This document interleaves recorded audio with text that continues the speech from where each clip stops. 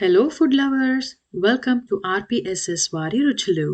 ఈరోజు మన ఛానల్లో coconut rice with traditional way of chicken fry ఎలా చేయాలో చూద్దాం. ఈరోజు రెస్టారెంట్ స్టైల్ బిర్యానీకి నీకి ధీటుగా ఉంటుంది. మనం ఈరోజు ట్రై చేయబోతున్న ఈ పర్ఫెక్ట్ కాంబినేషన్ అయిన coconut rice with chicken fry. కావాలంటే మీరు దీన్ని బగారా రైస్తో కూడా రీప్లేస్ చేయొచ్చు. కానీ మా ఫ్యామిలీలో అందరికీ ఈ కాంబినేషన్ అంటే చాలా ఇష్టం. ఒకసారి మీరు కూడా ట్రై చేసి మీ ఫ్యామిలీతో ఎంజాయ్ చేయండి. మరి కావలసిన పదార్థాలు చూద్దామా? ముందుగా 3 కప్స్ బాస్మతి రైస్ తీసుకొని 2 సార్లు శుభ్రంగా వాష్ చేసుకోవాలి. ఇలా వాష్ చేసుకున్న బాస్మతి రైస్ని మునిగినంత వరకు నీళ్లు వేసి ఒక అరగంట నుంచి గంట వరకు నానబెట్టుకోవచ్చు. ఎంత నానితే అంత బాగా పొడుగ్గా వస్తుంది ఈ రైస్. కొంతమంది రెగ్యులర్ రైస్తో కూడా కోకోనట్ రైస్ని రెడీ చేస్తారు. అది కూడా చాలా బాగుంటుంది. ఒకవేళ బాస్మతి మీ అందుబాటులో లేకపోతే నార్మల్ రైస్తో ట్రై చేయండి. ఇప్పుడు చికెన్ ఫ్రై కోసం మనం ముందుగా 1 కేజీ చికెన్ని తీసుకొని అందులో 1 టేబుల్ స్పూన్ కారం, 1/2 టేబుల్ స్పూన్ జీలకర్ర పొడి, 1/2 టేబుల్ స్పూన్ ధనియాల పొడి, 1/2 table spoon garam masala, salt మీ రుచికి సరిపడా, 1/2 టేబుల్ స్పూన్ పసుపు, అలాగే అల్లం వెల్లుల్లి అప్పటికప్పుడు దంచుకున్న అల్లం వెల్లుల్లి వాడుతాను. అది చాలా రుచినిస్తుంది మన కూరకి. వీటన్నిటినీ శుభ్రంగా చికెన్ పీసెస్ అంతటికి అంటేలాగా కలుపుకోండి. ఇలా కలుపుకున్న ఈ చికెన్ని మనం ఒక అరగంట సేపు పక్కన పెట్టి నాననిద్దాము. మ్యారినేషన్ ప్రాసెస్ అంటారు కదా, ఇదే. కావాలనుకుంటే మీరు కొంచెం నూనె, పెరుగు కూడా వేసుకోవచ్చు.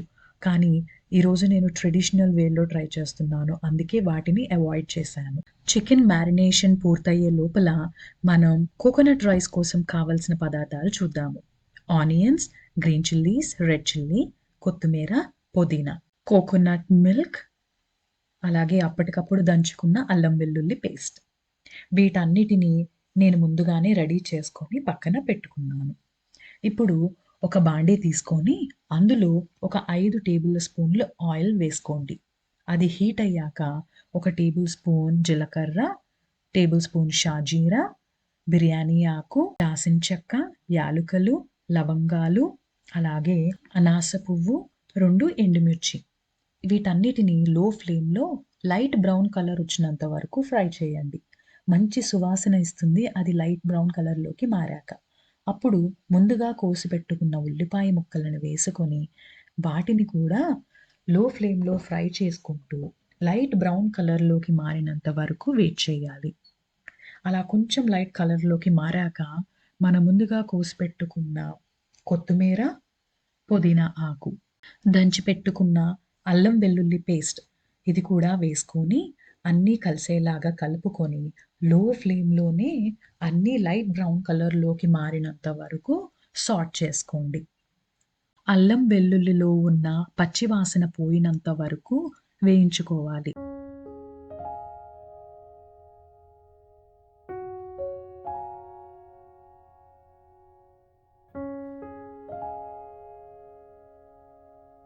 ఇలా ఫ్రై అయిన వాటిలో ముందుగా రెడీగా పెట్టుకున్న కొబ్బరి పాలు, మనం 3 గ్లాసులు బాస్మతి రైస్ తీసుకున్నాం కాబట్టి 6 గ్లాసుల వరకు కొబ్బరి పాలు వేసుకున్నాను నేనిక్కడ.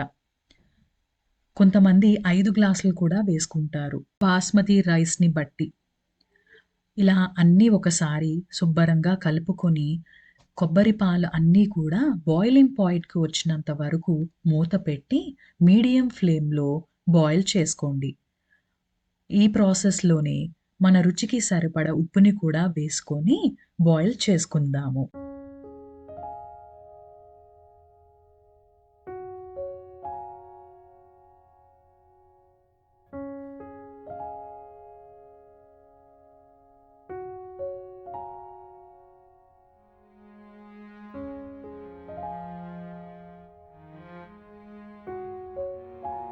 కొబ్బరి పాలు బాయిలింగ్ పాయింట్కి రీచ్ అయ్యాక ముందుగా నానబెట్టుకున్న బాస్మతి రైస్ని కొంచెం కొంచెంగా వేసుకోండి.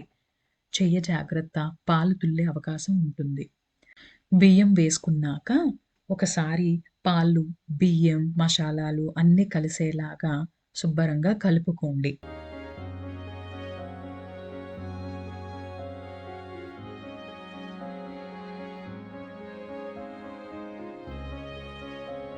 పదిహేను నిమిషాల పాటు మీడియం ఫ్లేమ్‌లో ఉడికించాక చూసారా మన కోకోనట్ రైస్ రెడీ అయిపోయింది. ఎంత పొడి పొడిగా, కలర్‌ఫుల్‌గా కనిపిస్తుందో. స్టవ్ ఆఫ్ చేసి పక్కకి తీసి పెట్టుకుందాము. ఇప్పుడు మనం చికెన్ కర్రీ కోసం ఒక పాన్ తీసుకొని, అందులో 5 టేబుల్ స్పూన్స్ ఆయిల్ తీసుకొని, ముందుగా కట్ చేసి పెట్టుకున్న ఉల్లిపాయలు, పచ్చిమిరపకాయలు వేసుకొని లో ఫ్లేమ్‌లో ఫ్రై చేసుకోండి. అవి కొంచెం మెత్తబడాక అందులో మనం ముందుగా మ్యారినేట్ చేసి పెట్టుకున్న చికెన్‌ని వేసుకొని మీడియం ఫ్లేమ్‌లో కాసేపు ఫ్రై చేసుకోవాలి. మనం ముందుగానే మ్యారినేషన్‌లో అన్ని మసాలాలు వేసేసాం కాబట్టి ఇప్పుడు మళ్ళీ వేసుకోవాల్సిన అవసరం లేదు. ఆయిల్, ఉల్లిపాయ, పచ్చిమిరపకాయల్లో మీడియం ఫ్లేమ్‌లో చికెన్‌ని ఫ్రై చేసుకోవాలి. ఒక 10 నిమిషాల పాటు మూత పెట్టి కుక్ చేసుకోవడం వల్ల ముక్క లోపల నుంచి ఉడికి సాఫ్ట్‌గా కుక్ అవుతుంది.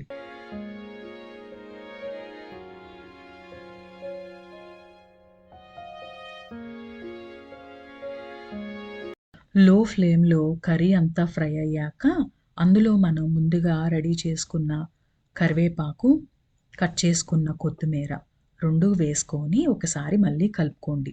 ట్రెడిషనల్ వేలో మనం చికెన్ ఫ్రై ట్రై చేస్తున్నాం కాబట్టి, ఎనీ ఆర్టిఫిషియల్ ఫ్లేవర్స్ కానీ, ఇంకా ఎక్స్‌ట్రా ఇంగ్రీడియెంట్స్ ఏవి ఏయకుండా సింపుల్ అండ్ ఈజీగా రెడీ చేసుకున్నాము.